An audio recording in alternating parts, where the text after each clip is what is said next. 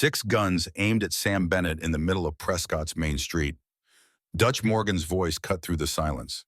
"That's far enough, Bennett." Sam's hand hung loose near his Colt. Then he moved. The first shot disarmed the man to his right. The second spun Dutch around before his gun cleared leather. Behind them, unnoticed, the marshal's office doors burst open. "Federal Marshal, drop your weapons." Everything Sam had buried for 20 years was about to explode. But to understand how a quiet shopkeeper became the most wanted man in Arizona territory, we need to go back 3 days. Before we begin, if you're enjoying this story, hit that like button and subscribe for more Western tales. And drop a comment telling me where in the world you're watching from. Now let's start at the beginning. The coffee was strong enough to strip paint. Sam Bennett poured it into Rachel's old cup, the one with the crack she'd mended with egg white and patience 3 years before she died. The coffee was strong enough to strip paint. Sam Bennett poured it into Rachel's old cup, the one with the crack she'd mended with egg white and patience 3 years before she died. His fingers traced the repaired seam, feeling the slight ridge where broken had become whole again. Or as whole as broken things ever got. 4:30 in the morning. The desert night still clung to Red Creek Junction, but the eastern horizon was already bleeding pink and gold. Sam sat on the porch of his small house behind Bennett's Mercantile and Supply, watching the day arrive with the same careful attention he gave everything. Sunrise was different every morning. You had to pay attention or you missed it. The town was quiet. 200 souls, give or take, scattered across buildings that Arizona's sun and wind had weathered to the color of old bones. A good town, an honest town. The kind of place where a man could disappear into the rhythm of ordinary days and ordinary work, where the past stayed past if you were careful enough, quiet enough, invisible enough. Sam sipped his coffee, grimaced. Too hot, too strong, perfect. At 5 o'clock, he walked through the connecting door into the store. The smell greeted him like an old friend. Leather flour dust, gun oil, tobacco, coffee beans, the faint sweetness of peppermint sticks in their glass jar by the register. 20 years of commerce had soaked these smells into the wood, into the very air. He lit the lamps, swept the floor, arranged the front display, beans, cornmeal, salt pork. The foundations of frontier survival, unremarkable and essential. At 6, he unlocked the front door and turned the sign to open. Nobody came for the first hour. They rarely did. But Sam stood behind the counter anyway, hands resting on the worn wood eyes, scanning the empty street through the front window. Old habits. Ranger habits. Always know your exits. Always watch the approaches. Always keep your back to the wall. The counter had a particular geography that only he understood. A heavy wrench rested beneath the cash box, positioned for a right-handed grab. The big knife for cutting rope and twine was blade out in its holder 3 inches from his left hand. The shelf behind him held canned goods, stacked in a pattern that would collapse and scatter if shoved hard, creating noise and obstacle. Nothing looked defensive. Everything was. Rachel used to laugh about that, gently, sadly. "You're building a fortress out of flour sacks," she'd said once. "Just being prepared," he'd answered. "For what, Sam?" "The war's over. All the wars are over." But she'd been wrong about that. Wars never ended. They just moved inside, became the permanent residence of a man's soul, waiting for any excuse to march out again. The morning passed in its slow way. Martha Hayes bought fabric. Young Daniel Fletcher came in for penny candy and left with peppermints clutched in his small fist. Reverend Josiah Graves stopped by for tobacco and stayed to talk about nothing in particular, the way old friends do. Sam listened more than he spoke. That was his way now. Listen, nod, smile slightly, say little. The less you said, the less people knew. The less they knew, the safer everyone stayed. At 11:30, Captain William Dawson limped through the door. Bill was 67, lean as a whip, with a cavalry officer's bearing that 30 years of civilian life hadn't quite erased. He'd served in the war between the states, fought Comanche afterwards, retired with honor, and a bullet-shattered knee that ached before rain. He and Sam had crossed paths during the Ranger years, back when both of them were younger and considerably more foolish. Bill was the only person in Red Creek Junction who knew who Sam had been. The only one Sam trusted with that knowledge. "Sam, well," Bill said, lowering himself carefully onto the stool by the counter. "You're going to die of boredom before any bullet gets you." Sam didn't look up from the inventory sheet he was pretending to study. "That's the plan, Bill. Martha at the saloon says you haven't had a drink in 3 months. A man needs whiskey, Sam." A man needs peace. Whiskey just postpones it. Bill chuckled, a dry sound like wind through dead grass. He pulled out his pipe, began the ritual of packing and lighting. The familiar scent of tobacco smoke drifted across the counter. You know what Rachel would say if she saw you like this? Bill asked. Sam's hands stilled on the inventory sheet. After a moment, he looked up. She'd say, I'm finally learning to live slow. Bill's eyes, still sharp despite age and hard use, studied his friend carefully. No, Bill said quietly. She'd say you're waiting to die. The words landed heavier than they should have. Sam felt them settle somewhere behind his ribs in that hollow place where Rachel used to live before consumption took her. Before 3 years of grief had calcified that hollow into something hard and permanent. Before Sam could respond, the door banged open. Daniel Fletcher burst in, all 10 years of him flushed and breathless. Mr. Bennett riders, coming 6 of them, and they're heavy-armed. Sam's hand moved without conscious thought, dropping toward his hip, where a gun should have been, but wasn't. 20 years of civilian life, and the reflex was still there, instant and automatic. Bill noticed. His eyes narrowed. Sam straightened, forcing his hand back to the counter. How far out? He asked, his voice level. Just clear of the ridge. Be here in 5 minutes, maybe. Sam nodded. Go tell your mama to stay inside, you too. The boy hesitated. You think there's trouble? I think it's best to be careful. Go on now. Daniel ran. The door swung shut behind him. Bill stood, his hand dropping to the old Navy Colt he still wore under his coat. 6 riders, heavy-armed. That's not a social call. No, Sam agreed. He moved to the window, watching the eastern road. The riders appeared first as dark shapes against the bright sky, then as individual men on individual horses. They came at an easy pace, not hurried, not cautious, confident. They rode like men who had every right to be wherever they chose to be. Sam's eyes picked out details automatically. The lead rider sat his saddle with his left shoulder lower than his right. Old wound. The big man to his left had tattoos visible on his forearms. The lean one, bringing up the rear, carried his rifle across his saddle in a way that spoke of professional skill. But it was the leader that held Sam's attention. Something in the way he rode. Something in the tilt of his head. Something Sam recognized from a long time ago. From a different life in a different world. Memory stirred. Texas. Fort Griffin, 1871. A warrant for a Confederate deserter named Clayton Wade. Sam's jaw tightened. You know them, Bill asked. Maybe, long time ago. The riders reached the main street. Instead of riding to the hitching posts, they stopped in the middle of the road. 6 horses, 6 men, all armed, all watching the mercantile. The town went silent. Dogs stopped barking. The wind fell. Even the heat seemed to press down harder, as if the very air knew something was about to break. Sam stood in the doorway, hands visible and empty. Bill moved to stand behind him, shotgun held low but ready. The leader of the riders looked at Sam. Really looked. His eyes were the color of old steel, hard and measuring. Recognition flickered there, and something else. Something that might have been regret. Clayton Wade. 20 years older, 20 years harder, but unmistakably the same man Sam had tracked across 3 states and then in the end deliberately failed to catch. For a long moment, nobody moved. Nobody spoke. The 6 riders and the shopkeeper studied each other across 30 feet of Arizona dust. Then Clayton tipped his hat. A small gesture, almost ironic. He turned his horse and the others followed. They rode down the street past the mercantile toward the saloon at the far end of town. Sam watched them go. His hands were steady, but his heart was beating faster than it had in 3 years. Bill exhaled slowly. That was close to something, he said. Yeah. You want to tell me what? Sam shook his head.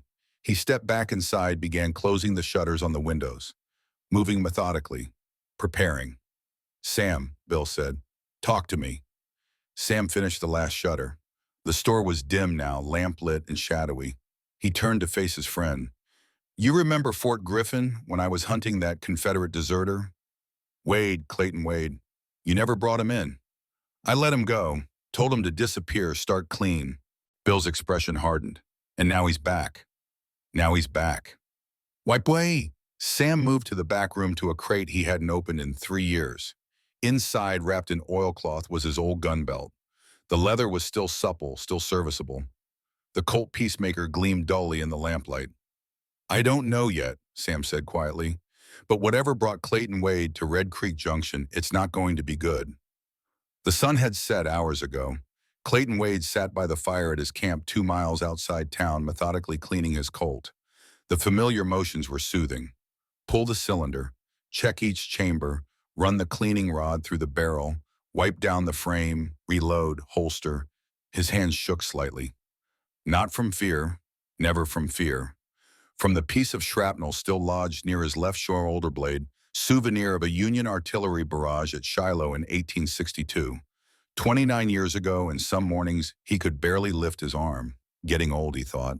Getting old and getting tired. Dutch Morgan sat across the fire, sharpening his knife with long, deliberate strokes. The serpent tattoo on his neck seemed to writhe in the firelight. Dutch was 36, strong as a bull, and mean enough to make up for his lack of brains. "That shopkeeper," Dutch said without looking up. "He saw you different. You two acquainted." Clayton didn't answer immediately. He finished reassembling the Colt, spun the cylinder, once listened to the smooth mechanical click. "Long time ago," he said finally. "He's got ranger eyes. I seen him before." Clayton's hands stilled. "He's nobody, just a man selling beans." Dutch grinned, showing teeth too white in his weathered face. "Then should be easy." "Nothing about this is easy." Finn McReady emerged from the darkness beyond the firelight, moving silent as smoke. The Irish sniper was the youngest of them at 31, but the most dangerous. Finn could put a bullet through a playing card at 300 yards in a crosswind. Clayton had seen him do it. "Blackwell wants the box by Friday," Finn said in his soft Dublin accent. "That's 3 days. We burn the town, we get it faster." Clayton stood facing both men. The firelight made harsh shadows of his features. "No burning, we do this quiet." Dutch stopped sharpening. "Since when you go soft?" Clayton's hand moved to his gun, not threatening, just resting. Dutch noticed and fell silent. "Since Blackwell has my daughter," Clayton said, his voice flat and final. "I don't want this, any of this, but I'll do it clean or I won't do it at all." Finn studied him with those pale Irish eyes. "You knew the shopkeeper back when?" It wasn't a question. Clayton sat back down, suddenly exhausted. 20 years ago, Sam Bennett was the best tracker the Texas Rangers ever had. They called him Deadeye Sam. He could shoot the wings off a fly at 100 paces.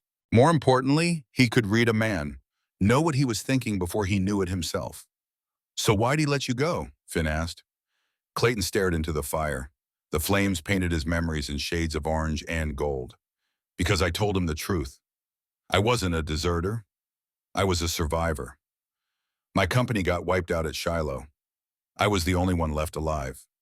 When I woke up 3 days later in a field hospital, the war was still going, but my war was over. I couldn't go back. Couldn't face seeing more boys die for someone else's cotton and someone else's pride." He paused, remembering Sam Bennett in a dusty Texas town, gun-drawn, warrant in hand. "I told him all that, expected him to laugh, put a bullet in me, or drag me back to hang. But he just looked at me for a long time. Then he said, 'Go, disappear, become someone else. But if I ever hear your name again in connection with anything criminal, I'll find you and I'll finish this.'" "And," Dutch prompted, "and I disappeared. Met a woman in Santa Fe. Good woman. We had a daughter. I worked freight wagons, saved money, stayed clean. For 20 years, I kept my word." Finn's expression hadn't changed. "Until Blackwell." Clayton's hands clenched. "Until Blackwell found me 6 months ago. Showed me a photograph of Emily at her school. Told me what would happen to her if I didn't do exactly what he wanted." The fire crackled. Somewhere in the darkness, a coyote called and received no answer. "So here I am," Clayton said quietly, "about to break the one promise I ever kept. And the man I have to destroy is the man who gave me the chance to make that promise in the first place." Dutch spat into the fire. "Life's a bastard."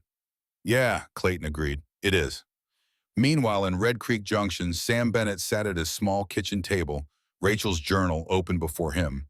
He had read it 100 times in the 3 years since her death. Knew every word, every pen stroke, every place where her handwriting had wavered when the consumption made her hands shake. But he always stopped at the same page. Never went further, never read the last entries. Couldn't bear to see her handwriting, getting weaker, the words more desperate, the knowledge of her approaching death seeping through every line. Tonight, for the first time, he turned to the final pages. Rachel's last entry was dated 3 days before she died. The handwriting was spidery, uneven, but still unmistakably hers. My dearest Sam, it read, if you are reading the end first, which you always do, you impatient man, know this, I didn't want to burden you. You've carried enough blood already. But someone had to remember, someone had to write it down. The railroad is coming. Cornelius Blackwell is buying land cheap from families who don't understand its value. Judge Crane signs fraudulent deeds. When families resist, accidents happen. Houses burn, wells go bad. Cattle sicken and die. And sometimes people simply disappear. I've documented everything. Names, dates, amounts. If anything happens to me, look in the schoolhouse. Third board from the east wall. Everything you need is there. Don't come after them, Sam. You promised me you'd left that life behind. But if they come after you, then you were always going to end up here anyway. I love you, even your violent past, because that past made you the gentle man I married. You're Rachel. Sam's hands trembled as he closed the journal. He stood moved to the corner of the room where an old crate sat covered in dust. He knelt, opened it. Inside lay the remnants of another life. A Texas Ranger badge, tarnished but still solid. A Winchester rifle meticulously cleaned and oiled every month despite never being fired. And a Colt Peacemaker, the kind of gun that had won the West and damned the men who carried it. Sam lifted the Colt. The weight was familiar, intimate. His finger found the trigger guard automatically. Muscle memory, 20 years dormant, surging back in an instant. The sound of breaking glass shattered the silence. Sam was moving before conscious thought, the Colt coming up his body, positioning itself in the shadows beside the window. Years of training overriding years of peace. A rock lay on the floor, shards of window glass scattered around it. Outside, laughter. Dutch Morgan's voice loud and mocking. Old man Blackwell wants to talk tomorrow noon at the saloon. Don't make him come find you. Hoof beats. Fading into the night. Sam stood motionless in the darkness. The Colt still raised his heart, hammering. Slowly he lowered the gun. Bill Dawson appeared in the doorway, breathing hard, his own gun drawn. Sam, you all right? Yeah. Bill's eyes dropped to the Colt in Sam's hand. His expression changed, became something harder, more worried. Sam, don't. Don't what? Don't become him again. The man with that gun. Rachel wouldn't want it. Sam looked at the Colt, at his hand holding it, at the way his fingers knew exactly where to rest, how much pressure to apply, where the balance point was. Rachel's dead, he said quietly, and the men who killed her just threw a rock through my window. Bill's face went pale. Killed her, Sam? She died of consumption. Doc Kane treated her for months. Sam turned to face his friend. His eyes were cold now, empty of everything except a terrible certainty.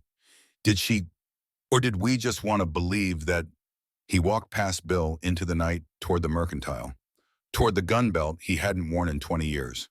Noon in the Arizona Territory was not a time for reasonable men to be outdoors. The sun turned the sky white with heat, baked the ground, hard as iron, made the very air shimmer with waves of distortion. Most of Red Creek Junction sheltered in whatever shade they could find, waiting for the worst of the day to pass. Sam Bennett walked down the center of the main street in full sun, and he was not reasonable. He dressed carefully. Clean shirt, dark vest, his Sunday trousers. The gun belt rode low on his hips, positioned just right, the Colt sitting in its holster, like it had never left. No badge. The Texas Rangers were 20 years in his past, but the man who'd worn that badge was walking these streets again, and everyone who saw him knew it. The townsfolk watched from windows and doorways. They'd seen Sam every day for 15 years. The quiet shopkeeper, the polite widower, the man who never raised his voice, never made trouble, never drew attention. That man was gone. The man walking toward the saloon moved like violence, barely contained, like a storm before it breaks. Bill Dawson limped alongside him, shotgun cradled in his arms. This is a mistake, Bill said. Probably. You don't have to go in there. Yeah, I do. Why? Sam didn't answer. Couldn't answer. Because the truth was complicated and simple at the same time. They'd come to his town. They'd threatened his peace. They'd invoked Rachel's name. And somewhere in the dark places where Sam had buried Deadeye Bennett, that old ghost had woken up hungry. The saloon doors stood open. Sam could see inside. Clayton Wade sat at a table in the center of the room alone. Dutch Morgan and three other men stood at the bar. Finn McReady was on the second-floor balcony, rifle across his lap, commanding a clear view of the entire room. Professional, prepared, dangerous. Sam pushed through the doors. The temperature dropped 10 degrees in the shade of the saloon. The smell hit him immediately. Whiskey, sweat, tobacco, the sour tang of beer and fear. The bartender, a nervous man named Lyle, was wiping the same glass over and over, his hands shaking. Clayton looked up as Sam entered. For a moment, something passed between them. Recognition. Memory. The ghost of a debt owed and a promise kept. Then Clayton's face hardened. Business. Sam walked to the table and sat down. He didn't remove his hat, didn't say hello, just sat, hands visible on the table, close enough to his gun, but not threatening. The bartender brought 2 glasses of whiskey without being asked. His hands shook so badly that liquid slopped over the rim. Much obliged, Lyle, Sam said quietly. Why don't you take a break? Go visit your sister in Tucson for a few days. Lyle looked at Clayton, then at Sam, then practically ran for the door. Clayton picked up his glass, drank, set it down with deliberate care. You don't remember me, he said. Sam's eyes were level calm. Fort Griffin, 1871. You had a limp back then. Shrapnel left hip. Clayton's eyebrows rose fractionally. It moved to my shoulder. Shrapnel does that. They both drank. The whiskey was cheap and burned going down. Neither man showed it. You let me go, Clayton said. You weren't the man I was hunting, just the name on the warrant. Blackwell doesn't make that distinction. Sam leaned forward slightly. His voice was quiet, but it carried. What does Blackwell want? What your wife found. Papers, maps, evidence. Rachel died 3 years ago, natural causes. Clayton's expression flickered. Something that might have been pity. Natural for a woman who asked too many questions. Sam's hand moved under the table. Not fast, not obvious. Just shifted 6 inches closer to the Colt. Clayton saw it, didn't react. Careful, Sam said softly. I'm always careful. That's why I'm still alive. Rachel died of consumption. Doc Kane treated her for 8 months. I watched her waste away day by day. There was nothing unnatural about it. Clayton reached into his coat. Dutch at the bar tensed. Sam's hand dropped to his gun, not drawing, just touching. Clayton pulled out a folded telegram, slid it across the table. Read it. Sam picked up the telegram with his left hand, keeping his right near the Colt. His eyes scanned the words, then stopped. Read again. The blood drained from his face. The telegram was from a doctor in Santa Fe, a specialist in poisons. It detailed the symptoms of arsenic poisoning administered in small doses over several months, how it mimicked consumption, how most frontier doctors wouldn't recognize the difference, how 5 other families in the territory had died the same way in the last 3 years, all families who'd refused to sell their land to Cornelius Blackwell's railroad. Sam's hand crushed the telegram. His voice came out raw. This is a lie. Is it? Or did you just want it to be natural, easier to grieve a disease than a murder? Sam stood so fast his chair toppled backward. The Colt was in his hand before the chair hit the floor, aimed directly at Clayton's heart. 15 feet away, Dutch drew. Finn's rifle swung toward Sam. Nobody fired. The saloon was frozen, a tableau of violence 1 second away from erupting. Clayton hadn't moved. His hands remained on the table, nowhere near his gun. He looked up at Sam with those tired steel eyes. Go ahead, Clayton said quietly. Won't change anything, won't bring her back, won't stop what's coming. Sam's hand was steady. The Colt didn't waver, but he didn't squeeze the trigger. What do you want? He asked again. Clayton stood slowly, hands still visible. The strong box Rachel hid, everything in it. You give it to me, by Friday we ride out. You don't. He paused. Blackwell owns half of Arizona territory. He's got judges, marshals, politicians. He can make this town disappear like it never existed. He can try. Sam, Clayton's voice held genuine regret. I don't want this, but I don't have a choice. Everyone has a choice. You taught me that. Fort Griffin, remember, you chose to run instead of fight. chose to live instead of die for someone else's lost cause. Vic Clayton's laugh was bitter as alkali water. And 20 years later, here I am, fighting someone else's battle, dying by inches for someone else's greed. Some choices just take longer to kill you. Sam lowered the Colt, holstered it, turned toward the door. Dutch stepped into his path, big, smirking, confident. Boss didn't say you could leave. Move. Make me old man. Sam swung, fast for a man of 48, fast enough to surprise most men. But Dutch was 36 and had been fighting his whole life. He slipped the punch, drove his fist into Sam's ribs, right where an old wound had never quite healed. Pain exploded through Sam's side. He stumbled, gasping. Dutch pulled his gun. Dutch, Clayton's voice cracked like a whip. Stand down. Dutch hesitated. The gun stayed pointed at Sam's chest. I said stand down. Slowly, Dutch lowered the gun, smiled, stepped aside. Sam's straightened hand pressed to his ribs. He could feel them grinding together. Cracked, maybe broken. The pain made his vision blur. He walked past Dutch without looking at him, past Bill, who had his shotgun raised and aimed at Dutch's head, out into the brutal sunlight. Bill followed him outside, grabbed his arm. You all right? Sam shook him off. Fine. You're not fine. You're hurt. I said I'm fine. But he wasn't. 20 years ago, he would have disarmed Dutch in 2 seconds flat. 20 years ago, he was faster, stronger, harder. 20 years ago, he was Deadeye Sam Bennett, and men like Dutch didn't dare challenge him. Now he was just an aging shopkeeper with a broken rib and a past that didn't matter anymore. Bill's hand gripped his shoulder gentler this time. Sam, let it go. Give them whatever they want and let them ride out. Sam looked at his old friend, at the concern in those eyes, at the fear. I can't. Why not? Before Sam could answer, Reverend Graves appeared hurrying down the street as fast as his dignity would allow. His face was pale-stricken. Sam, he said, breathless, I need to tell you something. About Rachel's last days. Something she made me promise not to tell you unless they came back. Sam felt something cold settle in his stomach. Unless who came back? Graves glanced at the saloon at the men visible through the open doors. Unless Blackwell's men came back. Reverend Josiah Graves's office was in the back of the small church, a cramped room that smelled of old books and candle wax. He moved to his desk with the careful precision of a man carrying something fragile, opened a drawer, and removed a wooden box no bigger than a Bible. Sam stood in the doorway, still favoring his injured ribs. Bill had stayed outside to watch for trouble. Rachel came to me 2 days before she died, Graves said without looking up. He opened the box. Inside lay a single envelope, sealed with wax. She knew. Knew what? Graves finally met Sam's eyes. The Reverend was 54 years old, had ministered to this congregation for 15 years, had presided over Rachel's funeral. He'd baptized babies, married couples, buried the dead, and heard confessions that would have broken lesser men. But Sam had never seen him look afraid before.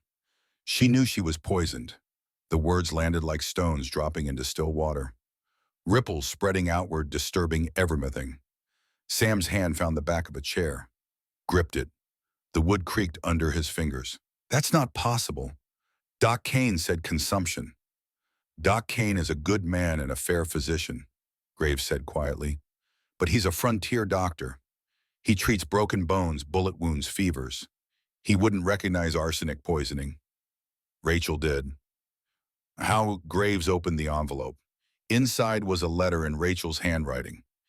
He didn't hand it to Sam. Not yet. First, he needed to explain. Your wife was an educated woman, Sam. Educated beyond what most frontier towns ever see. She read medical texts, kept current with the journals that came through on the stage. And she paid attention. He paused, gathering himself. 3 months before she died, her symptoms changed. The cough was still there, the weakness, the weight loss. But other things appeared. Nausea, tremors in her hands. Her hair started falling out. She noticed, and she remembered. Remembered what? 5 families in this territory who refused to sell their land to Blackwell's railroad. 5 families who all died within 6 months. Natural causes, according to Judge Crane's death certificates. No autopsies, quick burials. Sam felt the room tilt. He sat down heavily. She was investigating them. She was documenting them. Rachel wasn't a fighter, Sam. She was a teacher. She believed in the power of truth of evidence, of records that couldn't be denied or buried. Graves held out the letter. She wrote this 2 days before the end. Made me swear on my ordination that I wouldn't give it to you unless Blackwell's men came to Red Creek. She said if they did, it meant she'd been right, and it meant they were still hunting what she'd found. Sam took the letter. His hands were steady, but something inside him was shaking apart. The paper was good quality, the kind Rachel always used for important correspondence.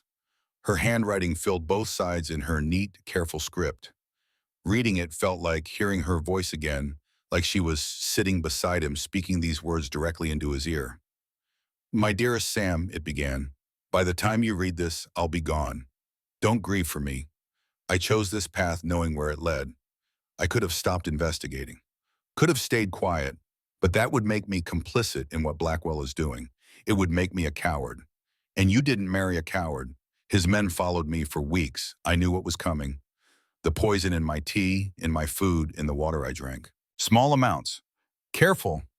Meant to look natural. So I hid everything. The maps showing his railroad route. The forged deeds Judge Crane signed. The testimonies from families he destroyed. The names of the men who did his dirty work. All of it wrapped in oilcloth buried under the third board from the east wall in the schoolhouse. Don't avenge me, Sam. That's not what I want. Revenge is just more violence, more blood, more souls damned for someone else's greed. But if they threaten this town, if they come for innocent people, then use what I found. Bring them to justice. Real justice. The kind that happens in courtrooms with judges and juries and the weight of law. Not the kind that happens at the end of a gun. I know who you were. I know what you're capable of. And I love you anyway, perhaps because of it. You were a violent man who chose peace. That's harder than being a peaceful man who's never had to choose. Be that man again, Sam. The one who chose peace. Not because he couldn't fight, but because he'd seen enough fighting to know it never really ends anything. I love you. Always have. Always will. Your Rachel. Sam read the letter 3 times. Each time the words cut deeper. Each time he heard her voice more clearly. Each time the weight of what she was asking pressed down harder. When he finally looked up, tears were running down his face. He didn't bother wiping them away. 3 years, he said, his voice broken. 3 years I mourned her, thought God took her, accepted it as natural, as the way of things. It was easier than the truth, Graves said gently. The truth. Sam laughed, a sound with no humor in it. The truth is I failed her. I was so busy being peaceful, being quiet, being the man she wanted me to be, that I didn't see what was happening right in front of me. You saw what she wanted you to see. She protected you, Sam. I didn't need protecting. The words came out harsh, angry. I needed to protect her. That was my job, to keep her safe. Graves said nothing. Sometimes silence was the only appropriate response to a man's grief. Sam stood, walked to the small window. Outside, Red Creek Junction went about its business, unaware that the ground beneath it was shifting, that old debts were coming, due that peace was a luxury about to be revoked. Where does Doc Kane stand in this, he asked. Nowhere. She never told her. Did not want to put her at risk. And you? I'm a man of God. I'll do what's right, whatever the peace teach. Sam turned back. His eyes were dry now, hard as the desert stone. The strong box, under the schoolhouse. I've never looked for it, never opened it if I found it. That was Rachel's wish. She said only you should see what's inside. Why? Because only you would know what to do with it. Sam moved toward the door, stopped with his hand on the frame. Justice, she said, not revenge. Can you tell the difference anymore? Graves asked. Sam didn't answer. He walked out into the heat, into the glare, into a world that had just become infinitely more complicated and infinitely more dangerous. Bill was waiting outside, rifle across his arms. Well, we're going to the schoolhouse, Sam said. Tonight, after dark. What's there? Everything Rachel died protecting. Everything Blackwell's afraid of. Bill studied his friend's face.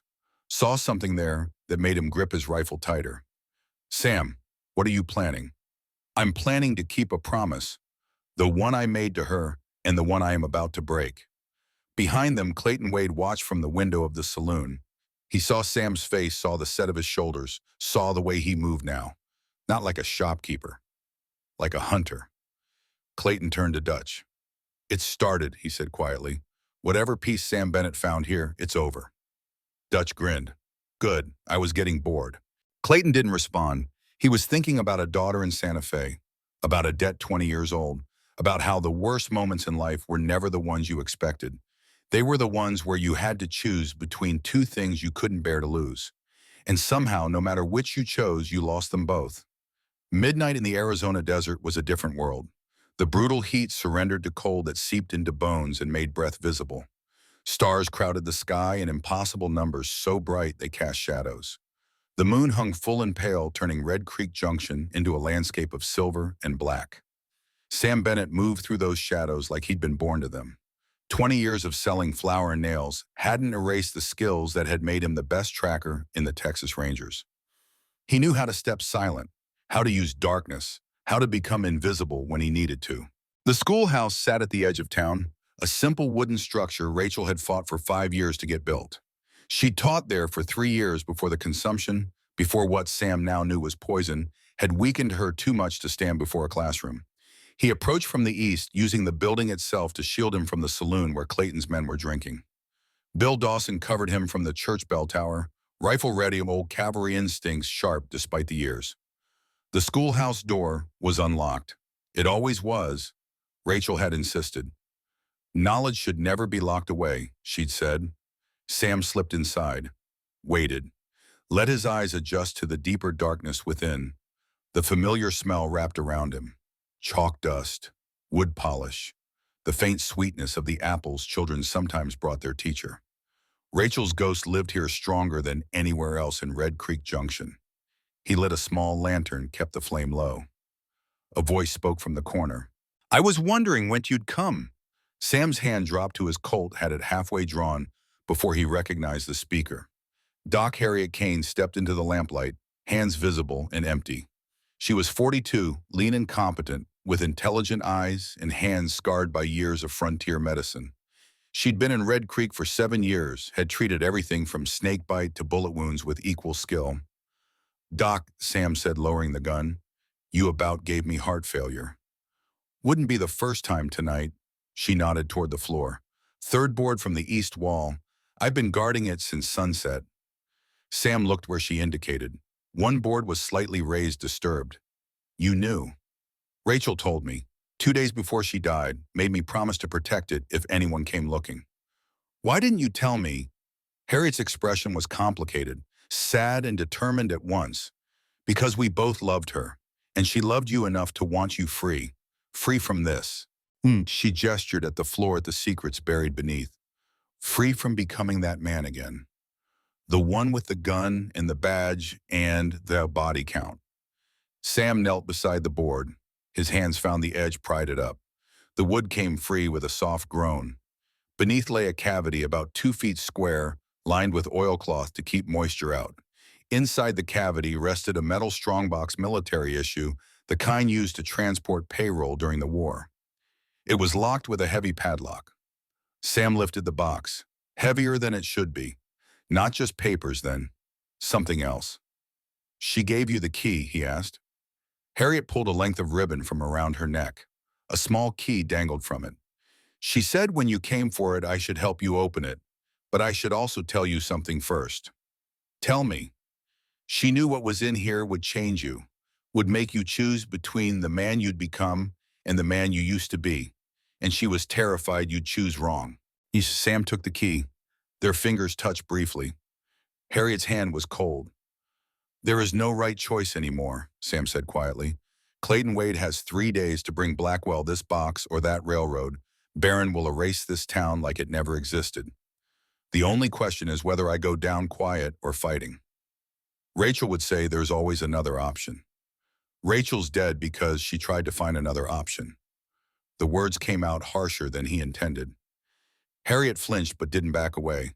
Sam fitted the key into the lock, turned it. The mechanism clicked. He opened the lid. Inside, carefully organized, lay the evidence of 3 years of careful investigation. Maps with routes marked in red ink, railroad surveys, legal documents, witness statements written in Rachel's neat hand, photographs of families who died, death certificates signed by Judge Crane without autopsy, and beneath all that small brown bottles, arsenic. Purchase receipts showing Judge Crane's clerk buying them from a pharmacy in Tucson, dates corresponding to when families started showing symptoms. Sam's hands shook as he lifted out a folder. Inside were testimonies from 12 families, stories of pressure threats, mysterious accidents, all leading back to one name, Cornelius Blackwell, railroad baron, land speculator, murderer. Dear God, Harriet whispered as she documented everything. Sam found a letter addressed to the territorial marshal in Prescott. Rachel had written it but never sent it. He understood why. Once sent, there was no taking it back. No protecting the people she'd interviewed. No keeping herself safe. She'd been planning to send it, had been building an airtight case. But the poison had worked faster than she'd anticipated. At the very bottom of the box lay a contract. The railroad route Blackwell had submitted to the territorial government in Immersive to command. The line ran directly through Red Creek Junction. Through the land, Blackwell was buying cheap and would sell to his own company at enormous profit. Sam sat back on his heels, the enormity of it settling over him like a physical weight. He's going to kill this whole town, he said. Not with guns, with economics. The railroad will come through whether people sell or not. But if they don't sell cheap, now Blackwell will ruin them with legal fees, fraudulent claims, accidents. He'll grind them down until they have nothing left. Unless someone stops him. Unless someone stops him.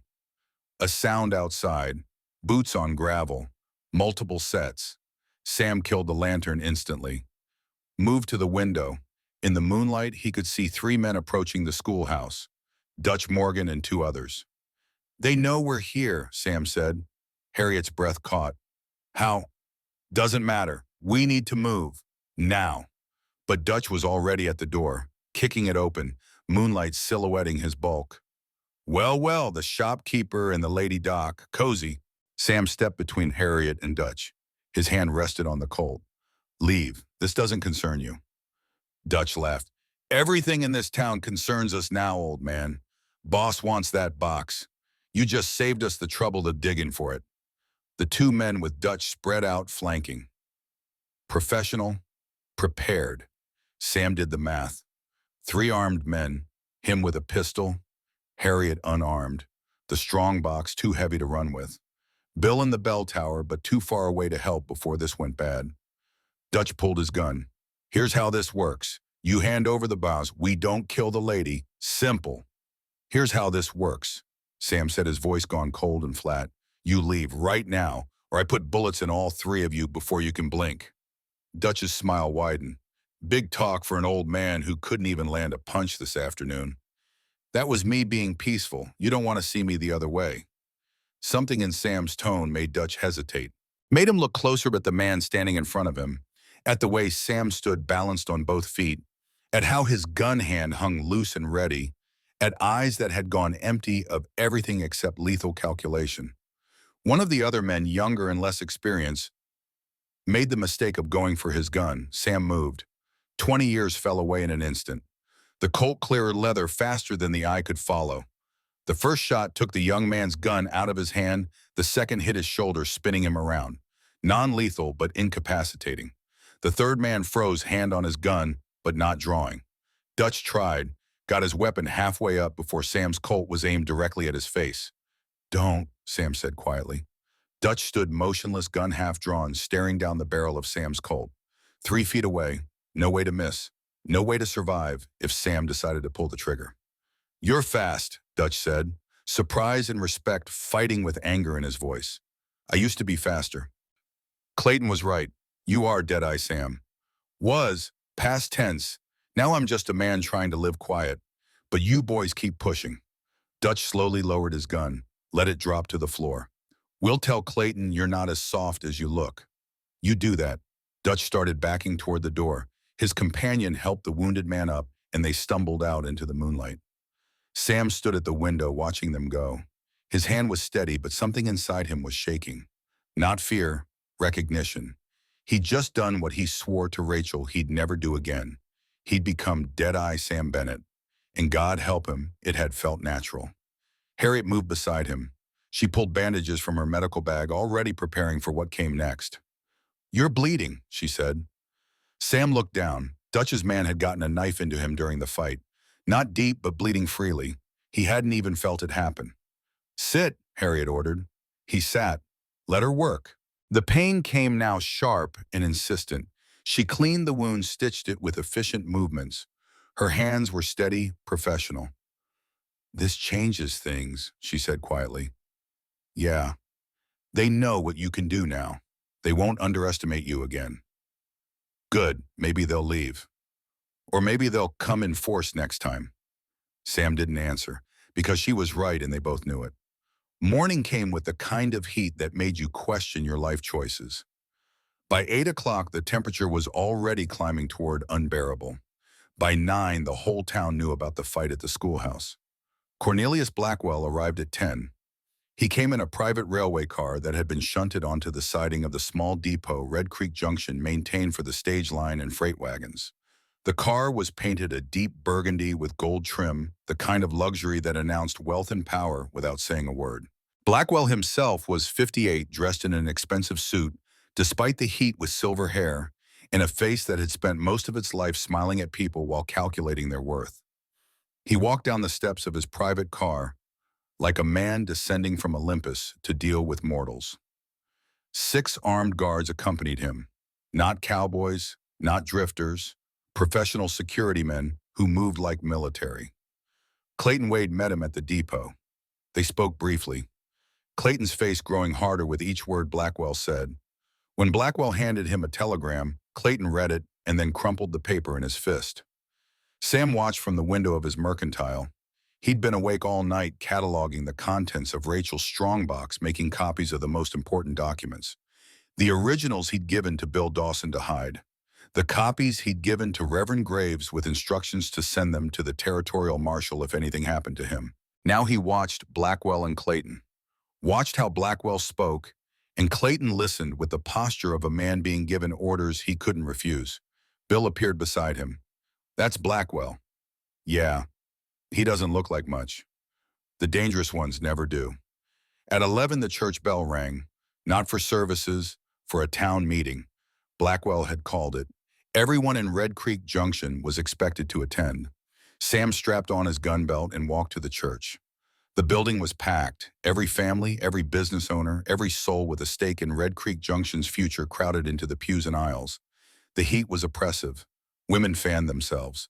Men sweated through their shirts. Children fidgeted. Blackwell stood at the pulpit like a visiting dignitary.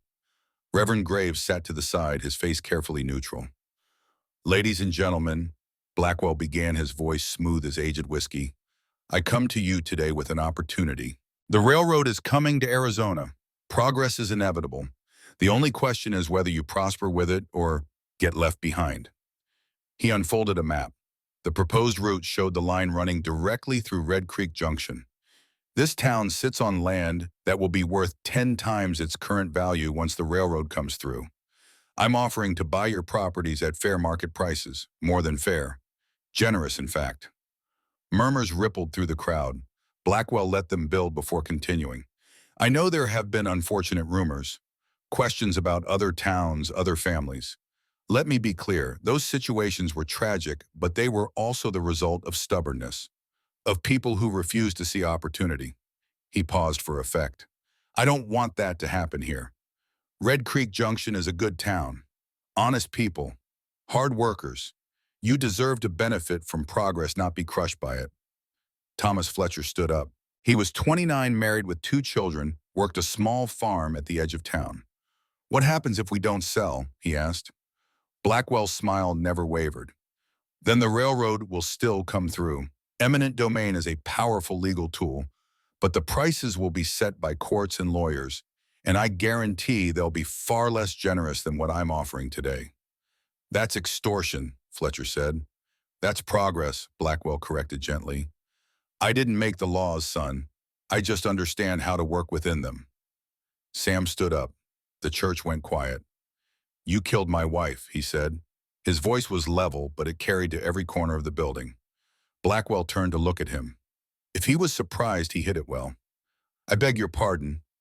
3 years ago, Rachel Bennett, you poisoned her because she was documenting your land fraud. Gasped from the congregation.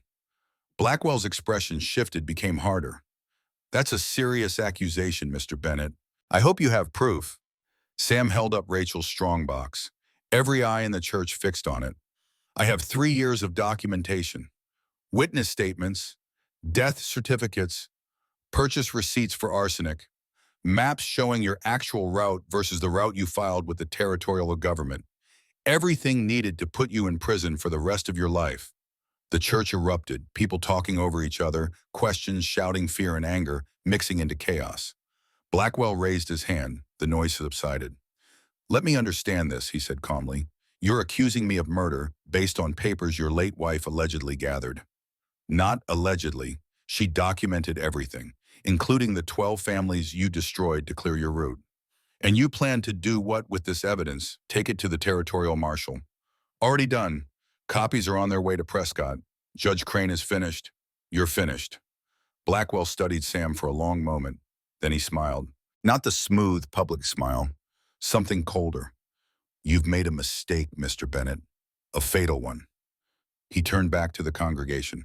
I'm withdrawing my offer, effective immediately. You have 48 hours to reconsider. After that, I'll file eminent domain claims on every property in this town. And I promise you the legal battle will bankrupt every family here before you see a single dollar. He walked toward the door, paused beside Sam. Your wife was an idealist, he said quietly. She thought evidence mattered, that truth mattered. But out here, the only thing that matters is power. And I have more of it than you can possibly imagine. He left. His guards followed. The church remained silent for a full minute after he was gone. Then everyone started talking at once. Thomas Fletcher pushed through the crowd to reach Sam. You just declared war on us, he said. Not accusing, just stating fact. I declared war on him. This town doesn't have to be involved. We're already involved. We live here, our families are here. And now Blackwell's going to destroy us all to get to you. Martha Hayes, a widow who ran the boarding house, stepped forward. Maybe we should just sell, take his money and start over somewhere else. There is no somewhere else, Sam said. This is your home, your land, your lives. You sell now, you'll regret it for the rest of your days. At least we'll have days, another voice called out. Better than being dead. The crowd began to fracture. Half wanted to trust Sam to fight. Half wanted to take Blackwell's offer and run. Reverend Graves stood at the pulpit. We need to vote, he said. All those in favor of selling, raise your hands. 30 hands went up, maybe more. All those in favor of fighting, 40 hands, including Thomas Fletcher's. The fight wins, Graves said, but barely, and I suspect after people think on it, those numbers might change. The meeting dissolved. People filed out, avoiding Sam's eyes. Some looked angry, some looked scared. All looked uncertain. Bill waited outside. That went well, he said dryly. Could have gone worse. How? Before Sam could answer, a rider came thundering down the street, one of Blackwell's guards. He rode directly to the railway car, dismounted, ran inside. 5 minutes later, the car's whistle blew. Steam hissed. The car began moving, backing toward the main line. He's leaving, Bill said. Sam shook his head. He's repositioning, getting somewhere safer before this gets ugly. How much uglier can it get? As if in answer, Clayton Wade emerged from the saloon. He walked straight towards Sam, ignoring the townspeople who scattered from his path. He stopped 10 feet away, close enough to talk, far enough to draw if needed. We need to have a conversation, Clayton said. Private. Sam nodded. They walked to the edge of town, to a spot where the desert began and civilization ended. Bill followed at a distance, rifle ready. Clayton pulled out a telegram, handed it to Sam. It read, Your daughter's school had unfortunate fire drill today. She's safe for now. Get me that box, or next time it won't be a drill. Sam read it twice, looked at Clayton, saw something broken behind those steel eyes. Emily, Clayton said. His voice was rough. She's 12, likes horses and books, and hasn't done a damn thing to deserve being dragged into this. I'm sorry. Sorry doesn't help. The box does. Sam folded the telegram, handed it back. I can't give you the box, but I might be able to help you get Emily back. Clayton's laugh was bitter. How you planning to ride to Santa Fe and shoot your way into a school guarded by Blackwell's men? If I have to. They stared at each other. Old enemies, old debts, old promises made and kept and now being tested. Why would you help me? Clayton asked. Because 20 years ago you could have shot me in the back. You didn't. Now you're being forced to do Blackwell's killing. You don't want this any more than I do. Want doesn't matter. He has my daughter. Then we get her back, together. And then we both have something Blackwell wants, leverage. Clayton was quiet for a long time. Finally, he nodded. I've got 3 days. After that, Blackwell said he couldn't finish the sentence. Then we've got 3 days to end this. They shook hands. The grip was firm, final. Two men choosing a side they never wanted to be on. Sam rode out at dawn the next morning. Bill Dawson beside him, both mounted on strong horses, both armed heavy. The plan was simple. Ride to Prescott, 2 days hard travel, deliver Rachel's evidence directly to the territorial marshal. Get federal law involved before Blackwell could lawyer his way out. Simple plans rarely survive contact with reality. They were 5 miles out of Red Creek Junction when the shot came. Bill's horse screamed and went down, legs buckling. The animal hit the ground hard, pinning Bill's leg beneath its body. The sound of the rifle shot arrived a second later, flat crack rolling across the desert. Sam was moving before conscious thought. Off his horse rifle in hand, scanning for the shooter. There, on a rock outcrop 300 yards distant, Finn McReady, the Irish sniper, already working the bolt on his rifle for a second shot. Sam fired. Too far for accuracy with iron sights, but close enough to make Finn duck. Bought them seconds. Bill's whine. Legs caught. Horse is dead weight. More riders appeared. Dutch Morgan and 3 others coming fast from behind a rise. They'd been waiting. Tracking. Professional ambush. Sam grabbed all Bill's arms, heaved. The horse was too heavy. Bill's leg wedged too tight. Another shot from Finn's rifle kicked up dirt 2 feet away. No time. Sam left Bill the rifle, drew his Colt, and sprinted for the rocks. Running serpentine using every scrap of cover. Bullets tracked him. Dutch and his men shooting from horseback, accuracy terrible, but volume making up for it.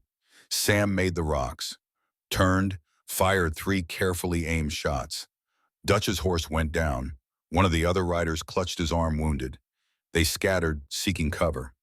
But Finn was still up on his outcrop, still aiming. And now he had a clear shot at Bill, who couldn't move, couldn't run, was trapped under a dead horse in open ground. Sam watched Finn's rifle swing it toward Bill. Watched the sniper settle in, breathing steady, about to make a shot that would kill Sam's oldest friend. Sam stood up, fully exposed, waving his arms. Here, I'm here. Finn's rifle swung back toward him. Sam dropped behind the rock as the bullet hit where his head had been. Chips of stone stung his face. He'd bought Bill maybe 30 seconds. Not enough. But then a new sound, hoofbeats from a different direction. Clayton Wade appeared riding hard, 2 men with him. Not attacking, not helping, just watching from a rise 200 yards away. Finn saw Clayton. His rifle wavered. Uncertainty. Clayton made a hand signal. Finn lowered his weapon. Dutch, bleeding from a bullet graze across his ribs, pushed himself up from cover. Boss, we got them pinned. Clayton's voice carried across the desert. Stand down, Dutch. What? We can finish this. I said stand down. Dutch started to argue.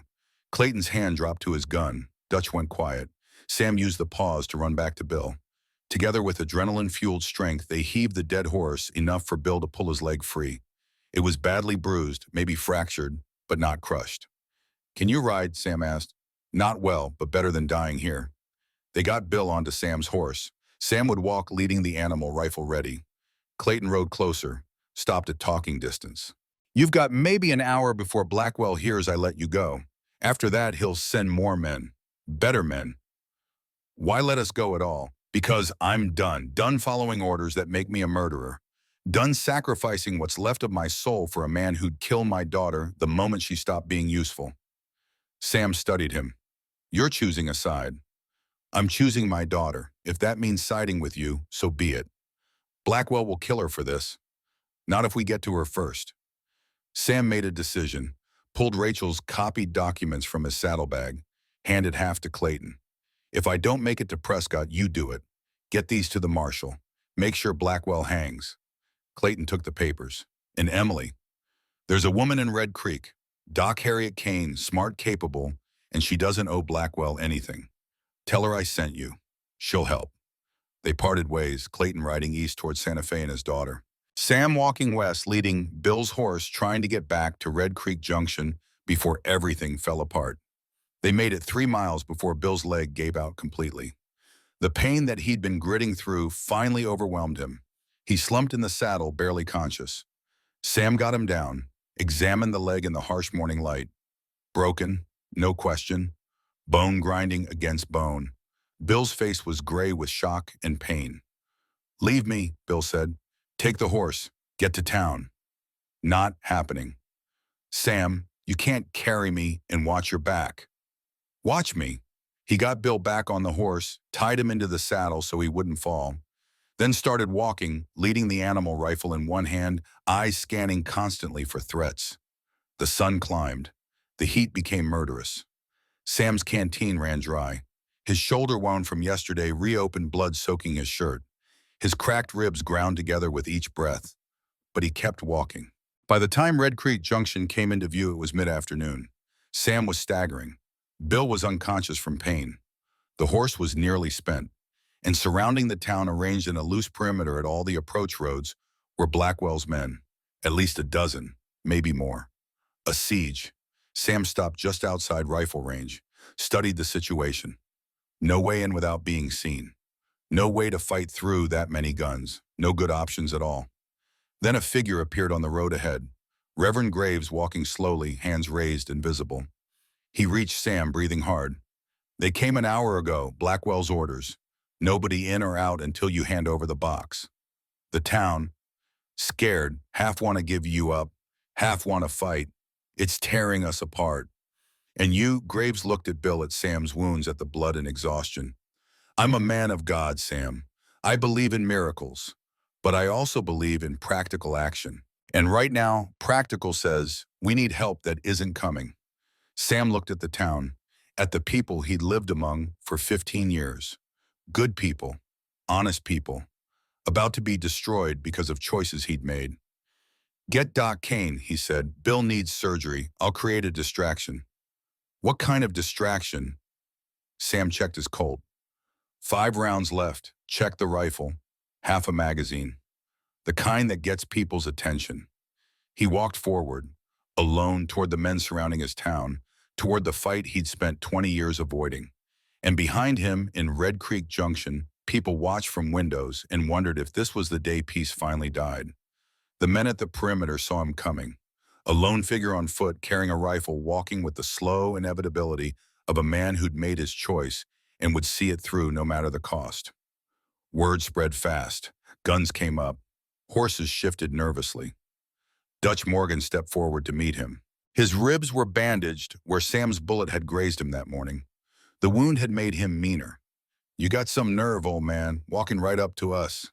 Sam stopped 20 feet away, speaking distance, shooting distance, if it came to that. I want to talk to Blackwell. Dutch laughed. Blackwell don't talk to dead men.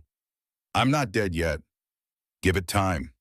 Sam's eyes swept the perimeter, counting men, counting guns, calculating odds that weren't in his favor.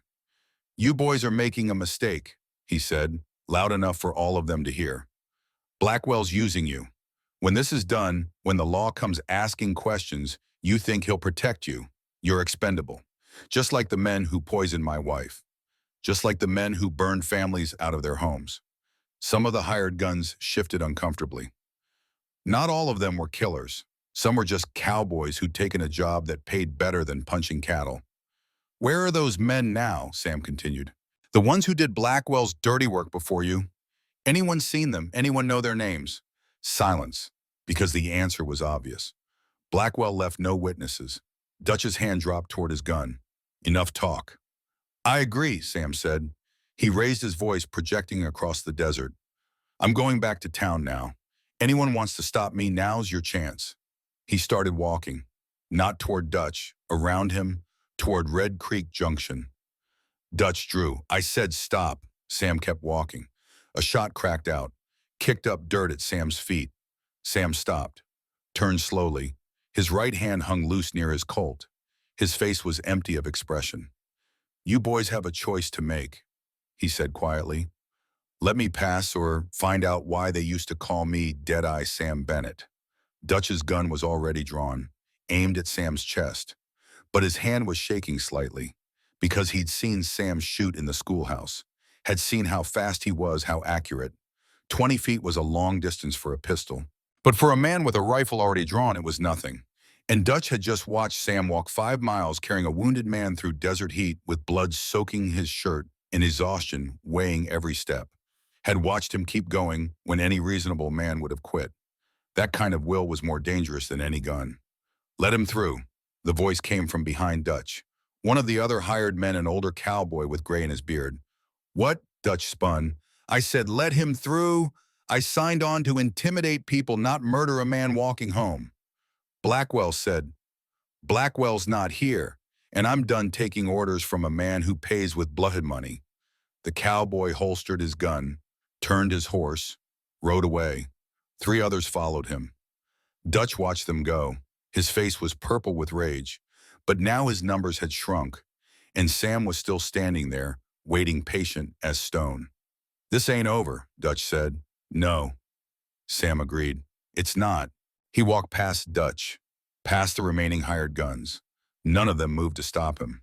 Reverend Graves met him 50 yards from the perimeter with a wagon. Bill was already loaded in the back, semi-conscious. Doc Kane was with him, her medical bag open, preparing for surgery.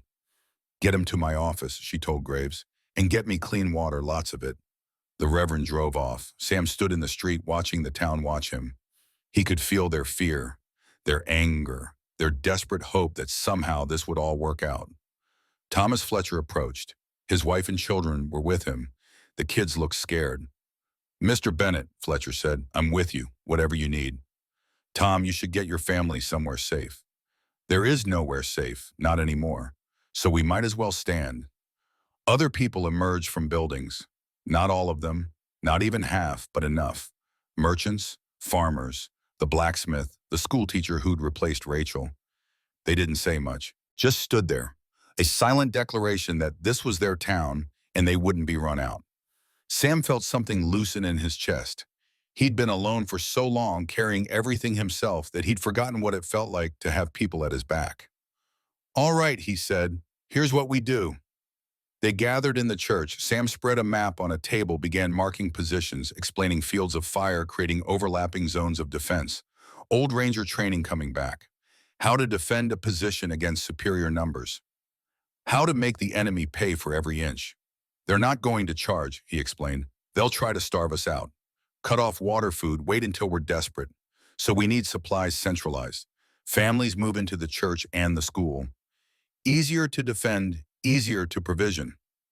"What about our homes?" someone asked. "They're just buildings. They can be rebuilt. Your lives can't." They worked through the afternoon, moving supplies, positioning riflemen, preparing for a siege that was coming whether they wanted it or not. As the sun set, Sam climbed to the church bell tower. Bill was in surgery, Harriet working by lamplight to set his shattered leg. Sam stood alone in the tower, looking out at the perimeter, at the campfires of Blackwell's men dotting the darkness.